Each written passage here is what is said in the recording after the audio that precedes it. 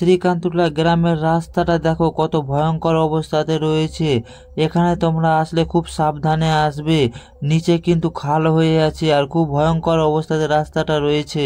তো হ্যালো বন্ধুরা, আমি দেবব্রত মণ্ডল আর তোমাদের সবাইকে স্বাগতম আমার নতুন ভিডিওতে। আজকের ভিডিওতে আমি তোমাদের দেখাবো আমার বাইকটা নিয়ে শ্রীকান্তলা গ্রামের ভিউ। শ্রীকান্তলা প্রায় কিন্তু শেষ হয়ে গেছে, তবুও আমি আমার বাইকটা থেকে তোমাদের দেখাচ্ছি ভিউটা কেমন আসছে আর কীরকম আসছে। তো তোমরা ভিডিওটা অবশ্যই দেখতে থাকো। তো দেরি না করে আমি তোমাদের শ্রীকান্তলা গ্রামের বর্তমান অবস্থাটা দেখাচ্ছি। হ্যাঁ বন্ধুরা, এটাই হচ্ছে শ্রীকান্তলা গ্রাম। আর ডান দিকে কয়েকটা বাড়ি রয়েছে, আর বাম দিকে লক্ষ্য করো, বাঁদিকে কিন্তু কোনো পরিবার, কোনো ঘর বাড়ি কিছুই নাই, সব নদীতে তলিয়ে গেছে। আর এটাই হচ্ছে মা মনসার মন্দিরটা। আর এখানে একবার লক্ষ্য করো বন্ধুরা, রাস্তাটা কত ভয়ঙ্কর অবস্থাতে দাঁড়িয়ে আছে, কি বলবো। এখানে আসলে খুব সাবধানে আসো গাড়ি নিয়ে, খুব ভয়ঙ্কর অবস্থাতে দাঁড়িয়ে আছে। আর নিচেও অনেকটাই খাল হয়ে গেছে, খুবই অবস্থা খারাপ শ্রীকান্তলা গ্রামের। এটা দেখো, কারো বাড়ির দরজাটা শুধু দেখা যাচ্ছে, বাকি অংশগুলো সব নদীতে তলিয়ে গেছে। আর ডান দিকে কিছুটা বাড়ি ঘর রয়েছে, তারা এখন তিরপাল টাঙিয়ে কিন্তু গ্রামে বসবাস করছে। আর বাম দিকে কিন্তু একটাও বাড়ি ঘর কিছুই নাই।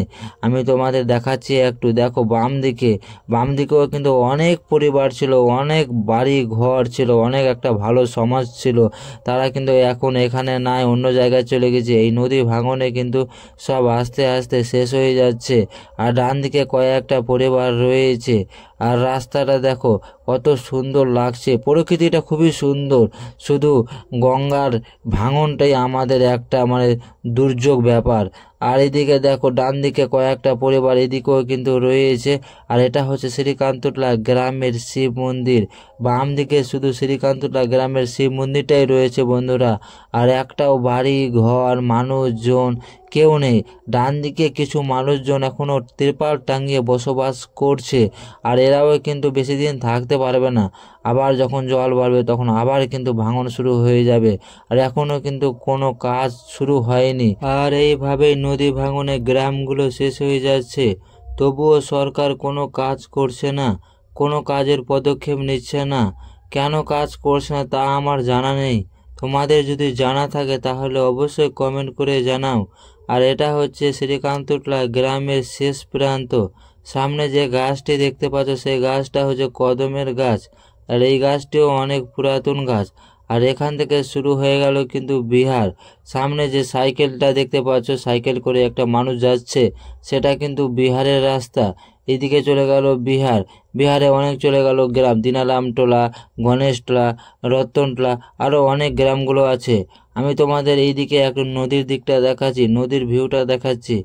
নদীটা এখান থেকে কীরকম দেখাচ্ছে, আর এখান থেকে গ্রামের দৃশ্যটা কিভাবে, কতটা ভিতরে গিয়েছে নদীটা, সব কিছু দেখাচ্ছি।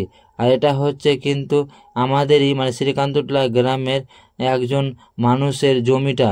এই জমিটা অনেকটি জায়গা নিয়েছিল, তার একটা ভাটাও ছিল সামনে। সব কিছু কিন্তু পড়ে গেছে নদীতে, আর এইটুকু বেঁচে আছে। আর এইটুকু আশা করি এর পরের বার পড়ে যাবে।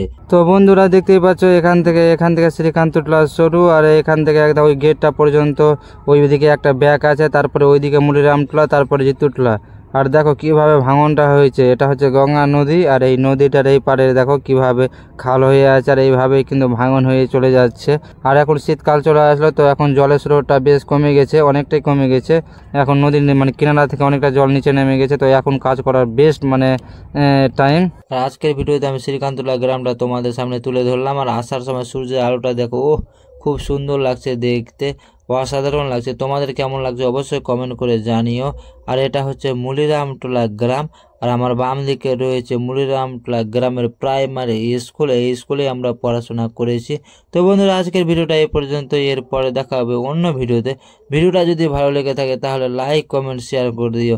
আর এইরকম গ্রামের ভিডিও আর নদীর ভিডিও দেখার জন্য অবশ্যই আমার চ্যানেলটাকে সাবস্ক্রাইব করে রাখো, কারণ আমার চ্যানেলে বেশিরভাগই তোমাদের জন্য নদীর ভিডিও নিয়ে আসবো আর গ্রামের ভিডিও নিয়ে আসবো। তো টাটা, বাই বাই।